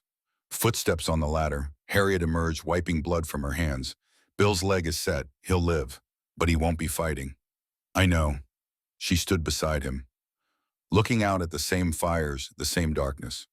"You don't have to do this," she said quietly. "You could slip out tonight, ride to Prescott, bring back the law. By the time I get back, this town will be ash. Maybe, but you'd be alive." Sam thought about Rachel, about her journal, about the promise she'd asked him to keep. Justice, not revenge. But what was justice when the system was corrupted? When judges and marshals and politicians were all bought and paid for? Maybe justice was just another word for standing your ground when everything told you to run. "I spent 20 years running from who I was," he said. 20 years pretending that peace was possible if I just stayed quiet enough. But Rachel knew the truth. Peace isn't the absence of fighting. It's knowing what's worth fighting for. Harriet was quiet for a moment. Then she said, "I was married once, long time ago. He was a doctor too, better than me. Smarter, more skilled. He died trying to save a patient during a cholera outbreak, exposed himself to infection when he could have stayed safe. She paused. I used to think he was foolish, throwing his life away for someone he couldn't save anyway. But now I understand. Some things you can't walk away from and still live with yourself. Sam looked at her, really looked. Saw the strength there, the determination, the quiet courage that frontier life demanded. Thank you, he said. For what? For standing, when you could have run. She smiled slightly. Where would I run to? This is home. These are my people. And you? She hesitated. You're not as alone as you think you are. Their hands touched briefly.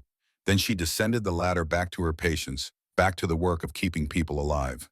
Sam remained in the tower as full dark settled. He'd unpacked his gun belt, strapped it on properly for the first time in 20 years. The weight felt right, familiar, like greeting an old friend you'd hoped never to see again. From his vest pocket, he pulled his Texas Ranger badge. Tarnished, dented, but still solid.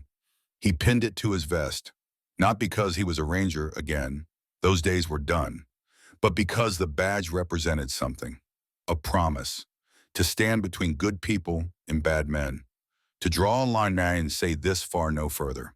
A figure appeared on the street below. Clayton Wade riding in alone, hands visible and empty. Sam descended the tower, met Clayton in the street. Your daughter. Safe. Doc Kane got a message through to the school. Emily's with a friend's family. Blackwell's men were watching the school, but they didn't know to watch the back where the kitchen staff goes. Relief washed over Clayton's face for the first time in days. So now what? Sam asked. Now I testify against Blackwell, but I need to know we're going to survive long enough for that to matter. We'll survive. You sound certain. Sam looked at the church, at the school, at the buildings where frightened families were huddling together in the dark. At the town he'd tried so hard to be invisible in. I'm not certain of anything, he said, except that I'm done running, done hiding, done pretending that being peaceful is the same as being good. Clayton nodded slowly. You know this might not end well. Most things don't. They stood in silence, two old enemies who'd become unlikely allies waiting for dawn and whatever it would bring. And in the darkness beyond the town, Dutch Morgan watched through a spyglass. Saw Sam with the badge on his vest. Saw Clayton Wade talking like a friend instead of an enemy. Dutch turned to Finn McReady. Send a telegram to Blackwell. Tell him we need more men. Tell him Bennett's organizing a defense.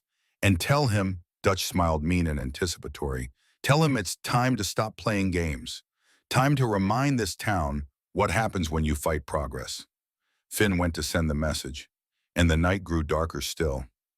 Dawn came with fire, not the clean fire of sunrise, but the ugly fire of arson. 3 buildings on the eastern edge of Red Creek Junction went up simultaneously, flames leaping 30 feet into the gray pre-dawn sky. The bakery, the feed store, a family's home. Sam was running before he was fully awake, boots barely laced, gun belt grabbed and strapped on, while moving. Other men poured from the church and school where families had consolidated for safety. They formed bucket brigades hauling water from the well, fighting flames that Blackwell's men had set from beyond rifle range. By the time they got the fires under control, the sun was fully up and brutal. 3 buildings were reduced to smoking ruins. No casualties, thank God. The families had been evacuated the day before, but the message was clear. Blackwell could reach them whenever he wanted, and he'd keep reaching until they broke. Dutch Morgan stood on a ridge half a mile out, visible through a spyglass, watching Red Creek burn, making sure they saw him watching, making sure they understood this was just the beginning. Sam stood in the ashes of the bakery, soot blackening his face, hands blistered from hot bucket handles. Thomas Fletcher stood beside him, equally filthy, equally exhausted. This is what fighting gets us, someone said from behind them. Martha Hayes, the boarding house owner. Her voice was bitter. Burned homes, ruined livelihoods. And for what? So you can play hero? Sam turned to face her. I'm not playing anything. Blackwell was going to take this town whether we fought or not. At least this way, we're taking some of him with us. Are we? Because from where I stand, we're the only ones losing. A crowd had gathered, people who'd spent the night huddled in fear, who'd watched their neighbors' homes burn, who were starting to wonder if surrender might not be so bad after all. Blackwell made an offer, Martha continued. Fair price for our land. Maybe we should take it. Start over somewhere else. There is no somewhere else, Sam said. You think he'll honor that deal? The moment you sign, you're at his mercy.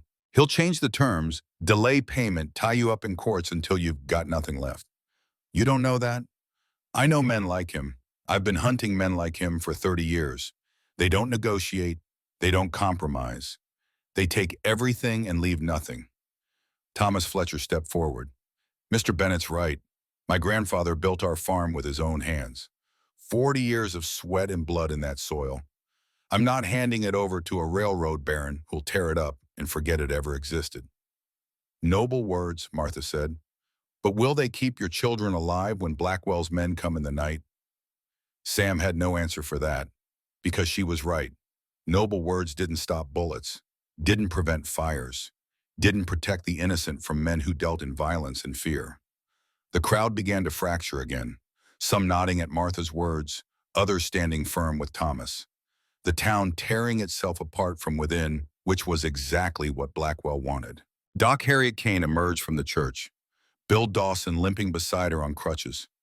Bill's leg was splinted and wrapped his face gray with pain, but he was upright and mobile. Enough arguing, Bill said, his cavalry officer's voice cutting through the noise. Here's reality. We're surrounded, outnumbered, outgunned, classic siege situation. I've been through 3 of them, 2 as defender, 1 as attacker. Defenders always lose unless they get reinforcements or the attackers give up. Not helpful, Bill, Sam muttered. I'm not done. Defenders lose when they fight on the enemy's terms. We change the terms, we change the outcome. How? Thomas asked. Bill looked at Sam. How far to Prescott? 2 days hard ride. And Blackwell knows that, which is why he's got the roads covered. But what about the old Apache trail through the canyon? Sam frowned. That trail's been abandoned for 20 years. Half of it's washed out. But passable, maybe, if you don't mind risking your neck on loose rock and switchbacks barely wide enough for a horse. Can Blackwell's men follow? Not unless they know it exists, and even then not in force. Too narrow. Bill smiled grimly. Then that's your route. You and Clayton, fast horses, light gear. Get to Prescott before Blackwell realizes you've gone. Bring back federal marshals. That leaves the town without defenders. The town has me, and I may be one-legged right now, but I can still shoot. So can every man here. We hold for 3 days. That's all we need. Sam looked at the faces around him. Scared faces, determined faces. People who'd chosen to stand despite every rational reason to run. 3 days, he said. Can you hold that long?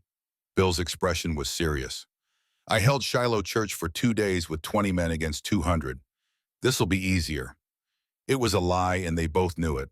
But sometimes lies were all you had. Sam and Clayton left at midnight, leading their horses through the back alleys of Red Creek Junction until they reached the canyon trail. The moon was a sliver, barely enough light to see by. Perfect for sneaking past sentries. Finn McReady watched them go from his perch on the ridge. His rifle was within reach, but he didn't take the shot. Just watched through his spyglass as 2 riders disappeared into the darkness. Then he went to find Dutch. They're running, Finn reported. Bennett and Clayton, heading for the canyon trail. Dutch's eyes gleamed. Perfect. Get the boys mounted. We'll run them down before they reach Prescott. But Finn shook his head. That trail's suicide in daylight, impossible at night. They know it. We don't. We follow, we die. Then what? We go around, push hard for Prescott, get there first, set up an ambush at the marshal's office. Dutch considered. Blackwell won't like us leaving the siege. Blackwell wants Bennett dead more than he wants this town burned.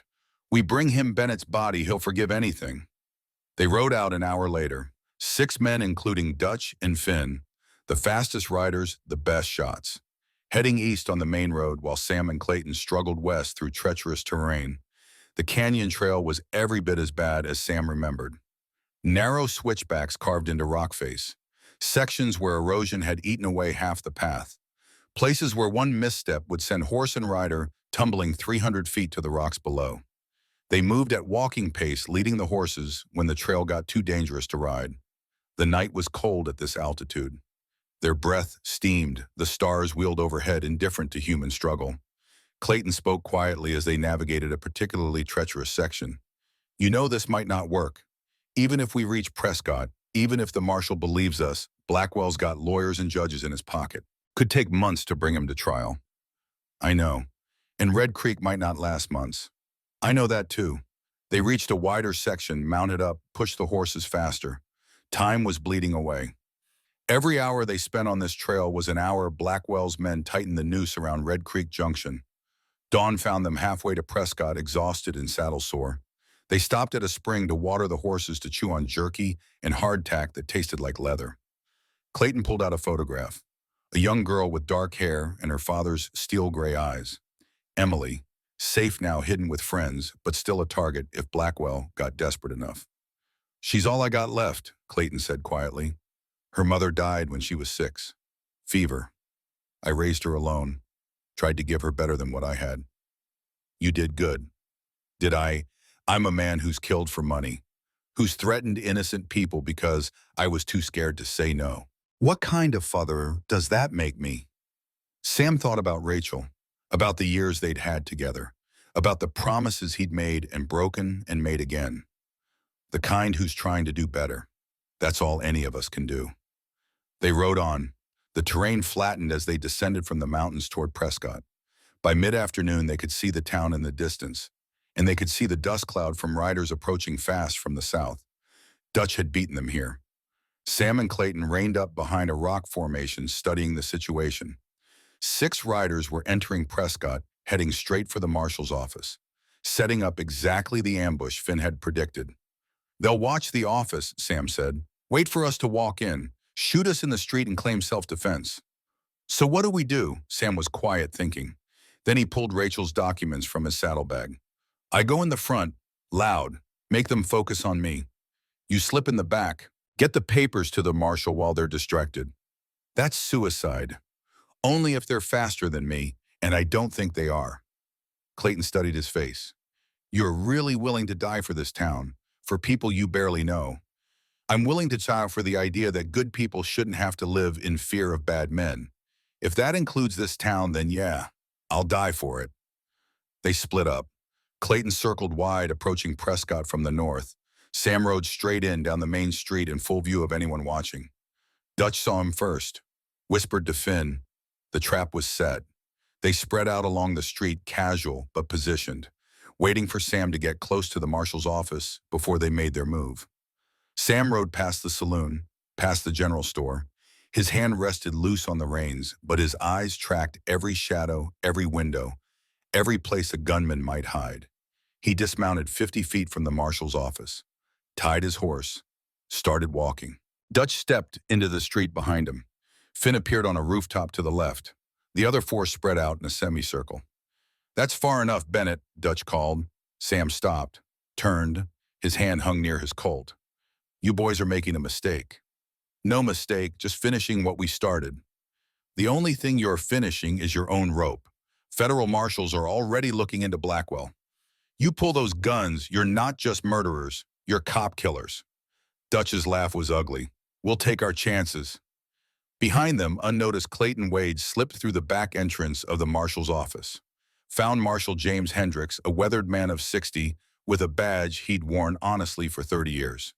Dropped Rachel's documents on his desk.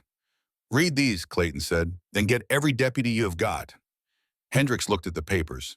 His expression changed. He grabbed his gun belt, started shouting for his deputies. On the street, Dutch and his men drew their weapons. Sam drew faster.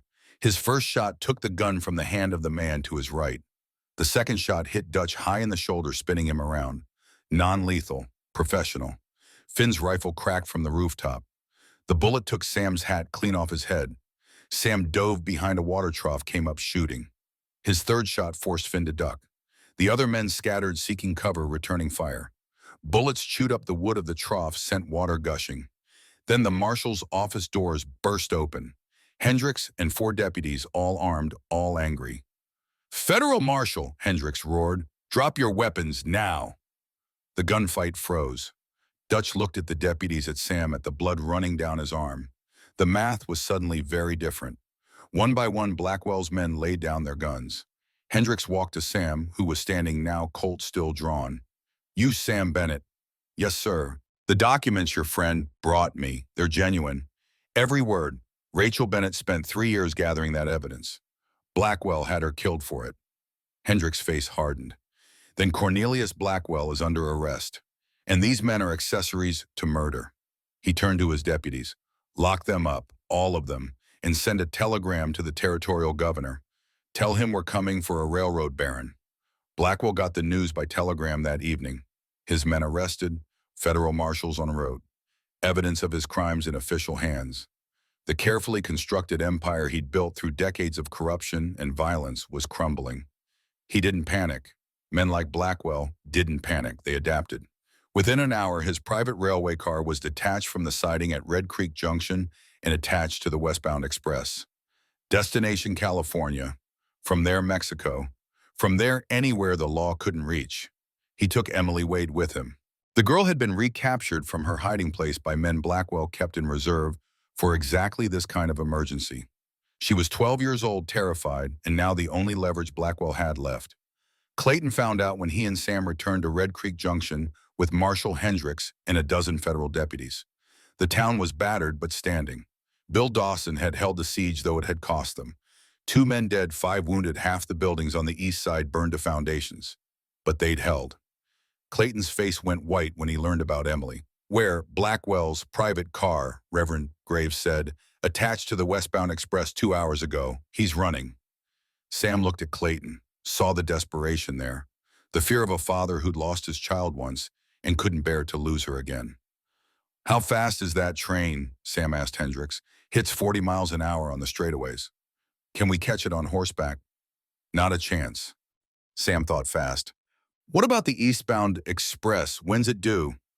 Graves consulted the schedule board. 20 minutes, but it's going the wrong direction.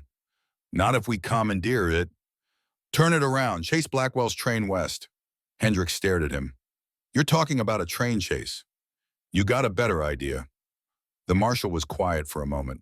Then he smiled grimly. I always wanted to try that. They assembled quickly. Sam, Clayton, Finn McReady, who'd agreed to testify against Blackwell in exchange for leniency, Hendricks, and 4 deputies. The eastbound express rolled into the station. Hendricks flashed his badge, explained the situation to the engineer. 5 minutes later, they were racing west. Coal shoveled into the firebox, the locomotive straining to reach speeds it was never meant to sustain. The Arizona landscape blurred past. Desert mountains, canyons carved by ancient rivers. The train swayed on the tracks, wheels screaming on curves. In the locomotive cabin, the heat was brutal, the noise deafening. Finn stood on the cold, tender spyglass to his eye, watching the horizon. There, he shouted. Smoke 3 miles ahead. They were gaining. The westbound express was heavy with freight cars. Blackwell's private car was at the rear, luxury weighing it down.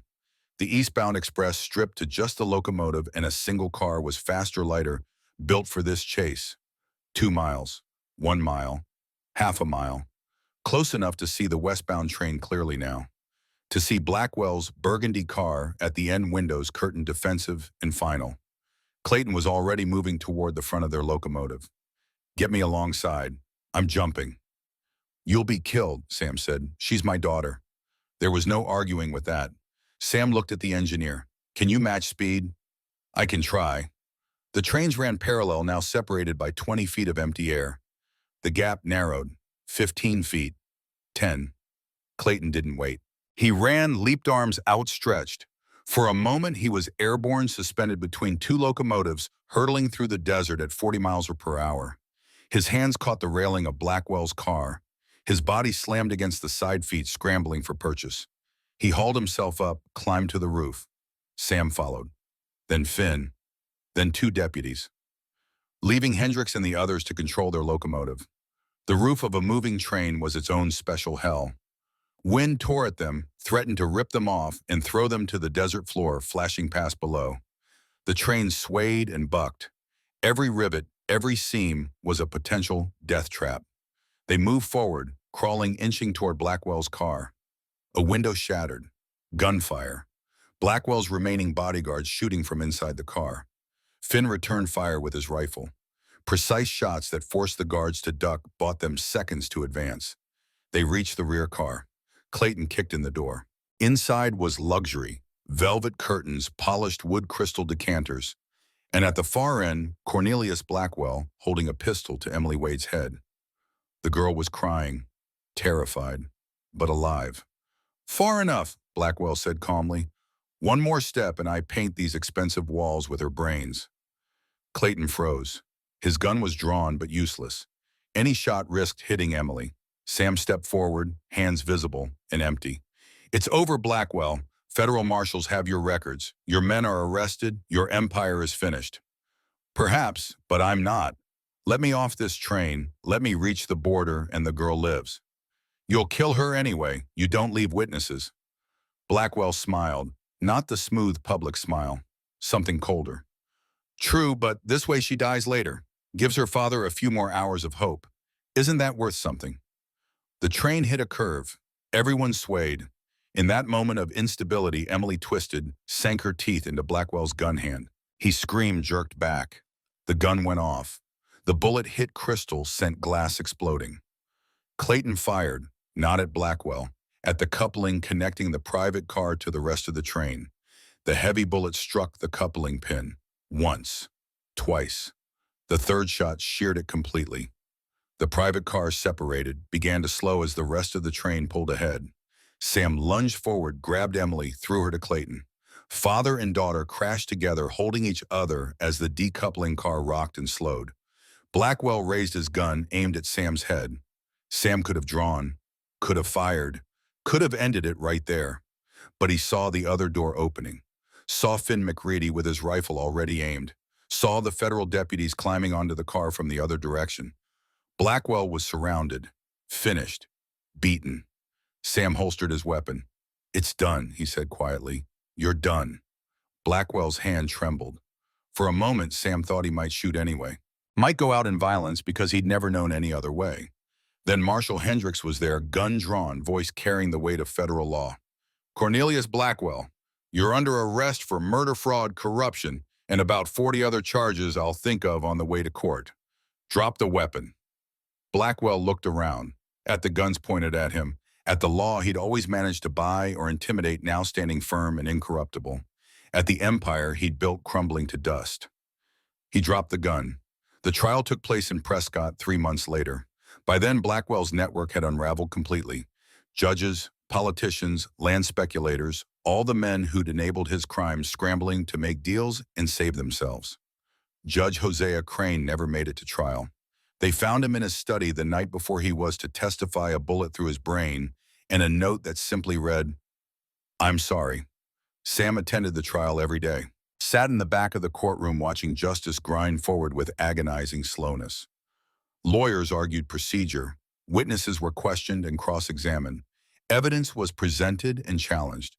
It wasn't the clean, simple justice Rachel had hoped for. It was messy, complicated, imperfect. But it was real. Clayton Wade testified, told the court everything. His crimes, Blackwell's crimes, the network of coercion and murder that had enabled it all. The prosecutor offered him a deal. 5 years in prison in exchange for his testimony. Clayton took it. 5 years was better than hanging, and Emily would wait for him. He'd already made arrangements with a good family in Prescott to take care of her while he served his time. The trial lasted 4 weeks. The jury deliberated for 6 hours, guilty on all charges. Blackwell showed no emotion when the verdict was read. Just stood there, shoulders straight, face empty. The judge sentenced him to 15 years in the territorial prison. Not life, not hanging, just 15 years. It felt inadequate, insufficient. A man who'd caused so much death and suffering, who'd destroyed families and corrupted institutions, getting less time than some men got for stealing horses. But it was something. And in the imperfect world Sam had lived in for 48 years, something was often all you got. After the sentencing, Marshal Hendricks found Sam on the courthouse steps. "You did good work, Bennett, the kind of work we need more of. I could use a man like you. Federal deputy pays decent, comes with a badge and the authority to hunt men like Blackwell across territorial lines." Sam looked at the badge Hendricks held out. Shiny, official, a return to the life he'd left 20 years ago. "I appreciate the offer, Marshal, but I'm done hunting men." "You sure you're good at it?"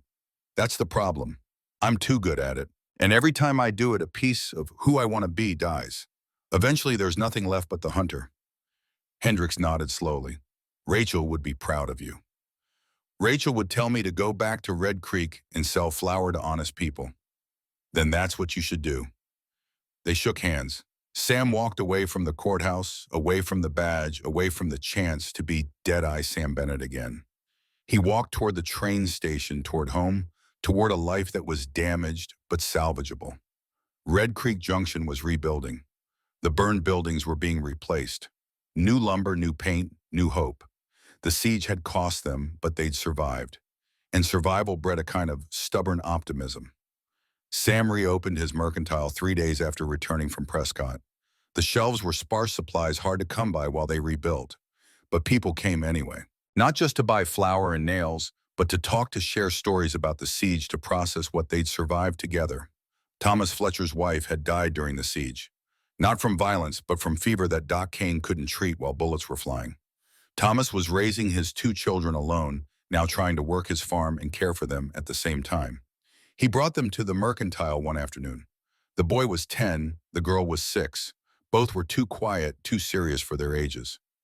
"Mr. Bennett," Thomas said, "I wanted to thank you for everything." "I didn't do anything worth thanking. You stood when you could have run. That's worth something." The boy, whose name was Daniel, was staring at Sam's gun belt. Sam still wore it now, though he'd taken to keeping the Colt unloaded. Old habits died hard. "Is it true you were a Texas Ranger?" Daniel asked. "A long time ago." "Did you shoot bad men?" Sam knelt down to the boy's eye level. "Sometimes, when there was no other choice." "My pa says you're a hero." "Your pa is being generous. Heroes don't exist. Just people trying to do right and sometimes getting lucky."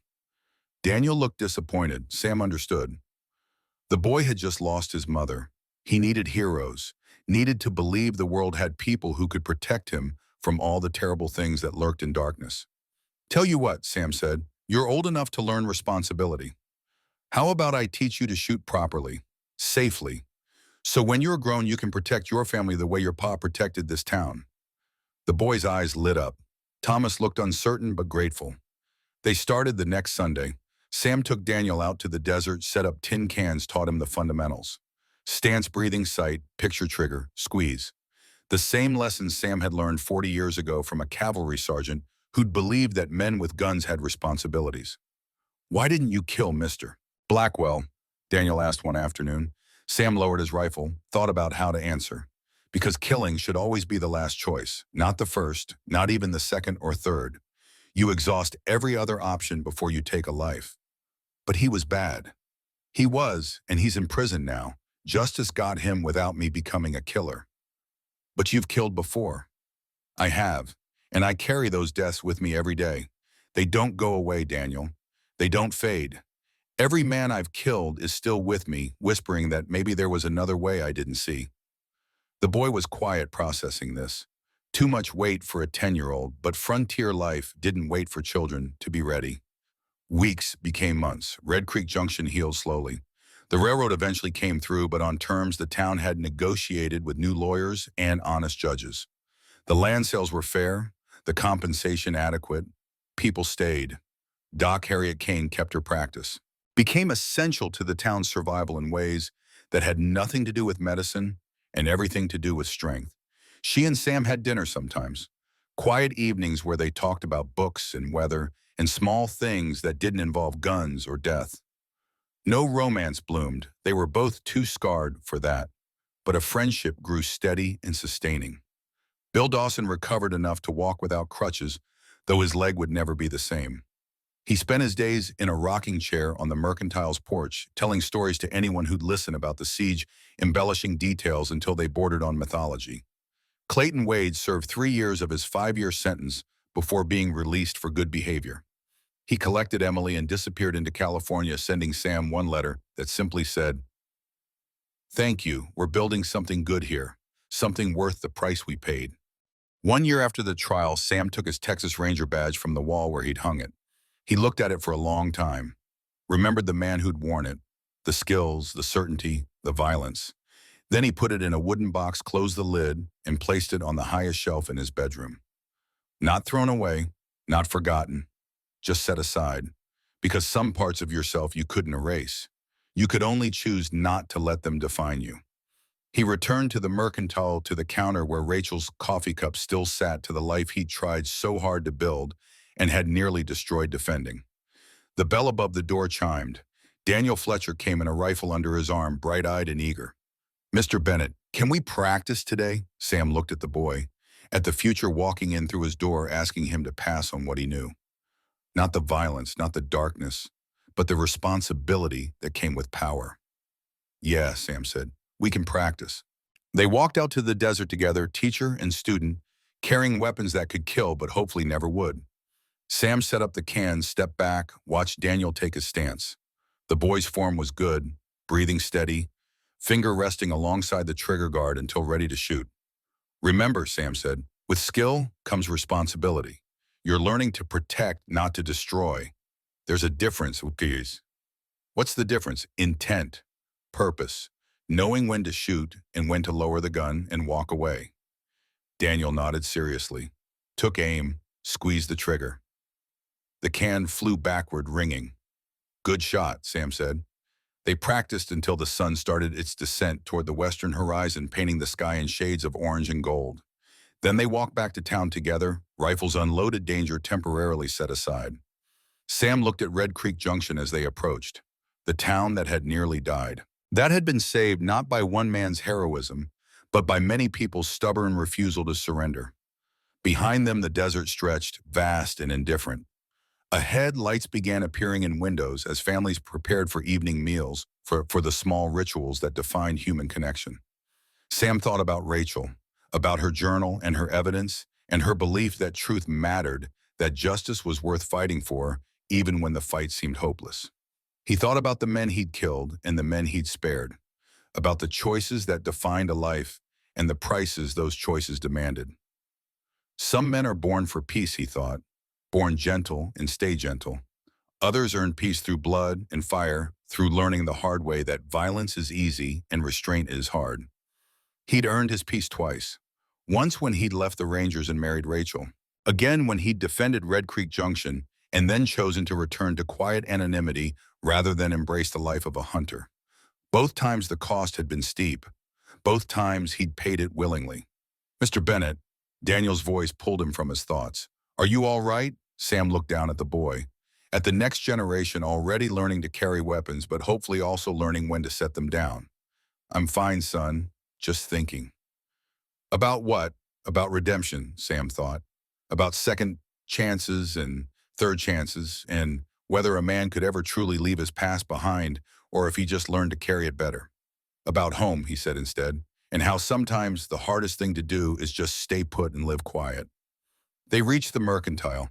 Daniel ran off to his father's farm. Sam climbed the steps to his porch, sat in the chair Bill usually occupied, and watched the sun finish its descent. The desert cooled. Stars emerged. Red Creek Junction settled into evening, peaceful and ordinary, the way towns should be. And Sam Bennett, former Texas Ranger, former gunfighter, former hunter of men, sat in the darkness and let the peace he'd earned wash over him. He'd stood between good people and bad men. He'd drawn a line and held it.